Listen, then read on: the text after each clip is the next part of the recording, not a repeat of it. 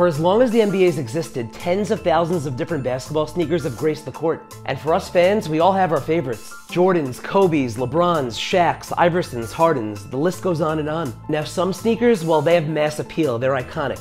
Some probably should have never been created, and then others, well, they're just wildly different.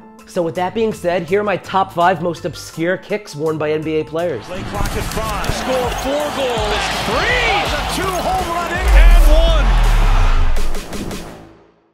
So just to clarify, this list consists of shoes that you step on a court, you see someone rocking them, you do a little double take, you're like, whoa, what are those? What are those? Not necessarily bad or ugly, but just different, obscure.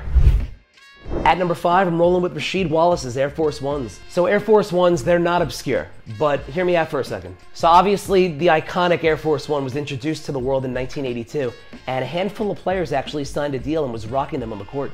Now, some people forget these shoes were meant to hoop in. Today, they're typically not thought of as a basketball shoe, more so a fashion statement. Now, since the 80s, only a handful of players have ever worn them in-game, like Kobe. But Rasheed Wallace, well, he's rocked them for most of his career. He even had a silhouette on some of his various PEs. Player editions for all you non-sneakerheads. Now, Sheed went on record and said he had orthotics in his, which made it a little different. But you try hooping in a pair of Nike Air Force Ones today, it's tough. I've done it. I can't jump over a phone book. I can't run to save my life. Wearing Air Force Ones while you're hooping, it doesn't help at all. He wore them because he saw the older guys when he was coming up in Philly wearing them on the court. Plus, he dealt with a number of ankle injuries over the years before he got to the NBA, so he wanted a high-top pair to rock when he played.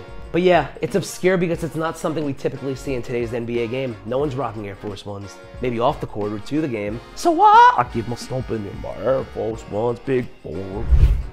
At number 4, I'm going with Nick Young's Yeezy 750 Boosts. Young was quite the personality during his playing days, but premature celebrations and iconic memes aside, Swaggy P was certainly worthy of his nickname. He signed an exclusive deal with Adidas in 2015, and what better way to show off his new deal than strapping on a pair of Yeezy 750 Boosts to play in? That's right, Nick Young is the first NBA player in history to wear Adidas Yeezys in a game. It was Lakers Rockets back in 2015, and Young, who seemed to have zero ankle support, he went and scored a modest 13 points off the bench.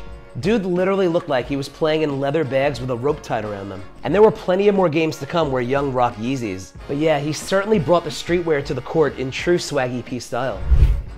Coming in at number 3, no doubt, the Adidas Kobe 2s. I mean, at initial glance, these shoes look like they belong on the feet of some astronauts about to go off to the moon or something, not on the feet of some bona fide NBA superstar. Reason why many feel it's the ugliest pair of kicks Kobe's ever rocked. I want to go on record and say I am not one of those people. The Kobe Adidas 2s debuted in 2001, and despite reports of Kobe being unhappy with them, he still balled out. He just was busy getting buckets with what looked like slabs of concrete on his feet. And people forget they were the focus of one of the most iconic Kobe commercials of all time. Now, Mamba famously rejected the Kobe 2s for the Kobe 1s back when he played in the finals in 2002. It was his last signature shoe with Adidas before the contract buyout. Call me crazy, I think the Kobe 2s were ahead of their time, and the reception for them today would have been totally different. Love them or hate them, safe to say that the unconventional aesthetic of the shoe was quite daring and obscure.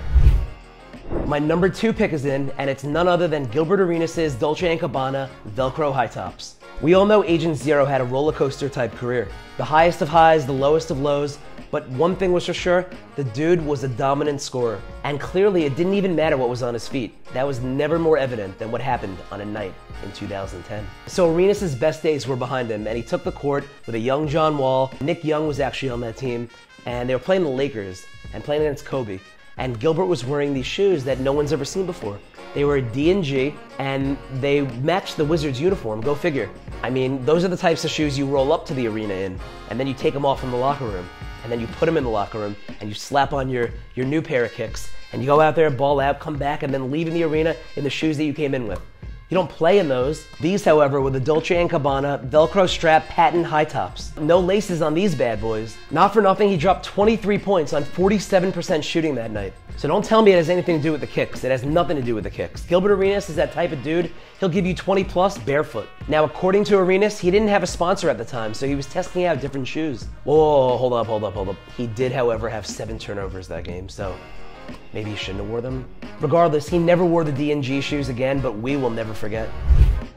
And my number 1 most obscure NBA worn basketball shoe of all time has got to be Latrell Sprewell's Dada Supreme Spinners. Who remembers back in the 2000s when people would deck out their cars with spinning rims? You spin my head right round, right round. That was the craze, simpler times. Well, Latrell thought it would be a good idea to do the same, but on his basketball shoe. I actually owned a pair of these back in the day, and I thought they were the coolest things ever. The coolest part was that when you'd run down the court and then suddenly stop, the momentum, or the inertia, I remember the inertia, the tendency of an object to resist change in its motion. Sorry.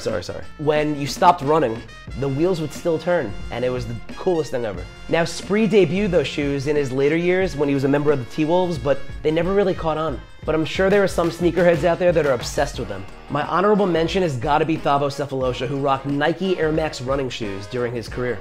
Not hating on the Air Maxes, love them, grew up wearing them. And shout out to my fellow New Yorker Cole Anthony, who rocked Timberlands during the dunk contest. No one's ever rocked Timbs in an NBA game, but it's coming, guaranteed. Which obscure NBA worn shoes did I forget? Let me know in the comments. My name is Brad Parker, and that's my top 5.